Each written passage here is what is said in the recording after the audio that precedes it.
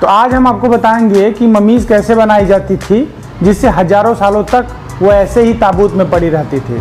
और हम आपको बताएंगे कि कैसे उनके ऊपर केमिकल का लेप चढ़ाया जाता था, कपड़े का लेप चढ़ाया जाता था, जिसकी वजह से वो हजारों साल तक ऐसे एज इट इज़ पड़ी रहती थी। और आज भी मिस्र में ममीज़ बनाई जाती हैं।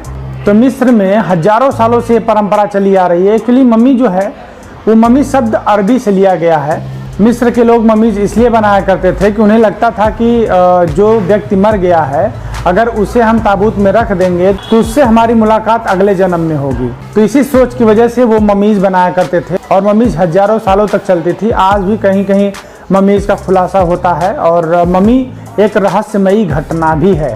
तो हम बारी बारी से बताएंगे कि मम्मीज कैसे बनाया जाता है। तो चलिए शुरू करते हैं। तो आज हम आपको बताने जा रहे हैं मम्मी कैसे बनाई जाती है।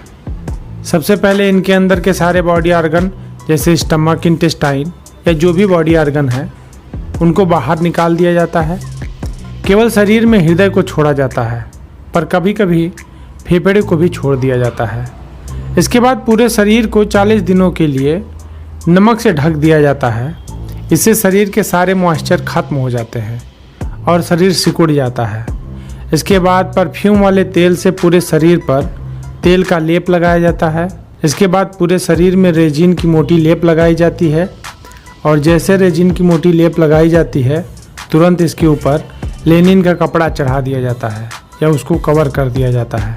इसके बाद कुछ रिलीजियस पत्थर मम्मी के चेस्ट पर रख दिया जाता है जिससे वह अपने धर्म के गॉड से जुड़ा रहे। इसके बाद लेनिन के कपड़े को बार बार लपेटा जाता है जिससे मम्मी सुरक्षित रहे। जिसकी मम्मी बन रही होती है उसके फोटो को मम्मी के ऊपर बांध दिया जाता है। ये परंपरा पुराने समय से चली आ रही है। किसी किसी केस में मम्मी के चारों तरफ उसी के खून से पुताई कर दी जाती है। उसके बाद मम्मी पर इजिप्टियन सिंबल वगैरह बना दिए जाते हैं।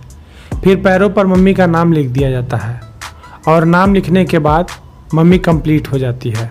अब बारी आती है मम्मी को बॉक्स में डालने की, क्योंकि सुरक्षा तो बॉक्स ही प्रदान करता है। इसलिए मम्मी जैसे तैयार होती है इसको एक मजबूत बॉक्स में डाल दिया जाता है जिससे मम्मी सैकड़ों साल तक उस बॉक्स में पड़ी रहती है जब तक कि उसे बाहर न निकाला जाए। कहीं कहीं तो मम्मी की नीलामी होती है और इस विश्व में बहुत सारे लोग हैं जो मम्मी के शौकीन हैं। कभी कभी मम्मीज़ किसी का भाग्य बदल देती हैं तो कभी कभी खतरनाक मम्मीज़ अपने मालिक का विनाश भी कर देती हैं। तो ये चुनाव आपके हाथ में है कि आपको मम्मीज़ खरीदना चाहिए कि नहीं। अगर कोई मम्मीज़ खरीदता है तो अच्छी वाली मम्मीज़ की पहचान क्या होती है आप कमेंट करके ज़रूर बताएं अगर आपको पता हो तो। ये वीडियो कैसा लगा? अच्छा लगा तो लाइक करें और कमेंट करके ज़रूर बताएं कि मम्मीज़ के बारे में ये जानकारी जान के आपको कैसा लगा। तो फिर मिलते हैं नेक्स्ट वीडियो में।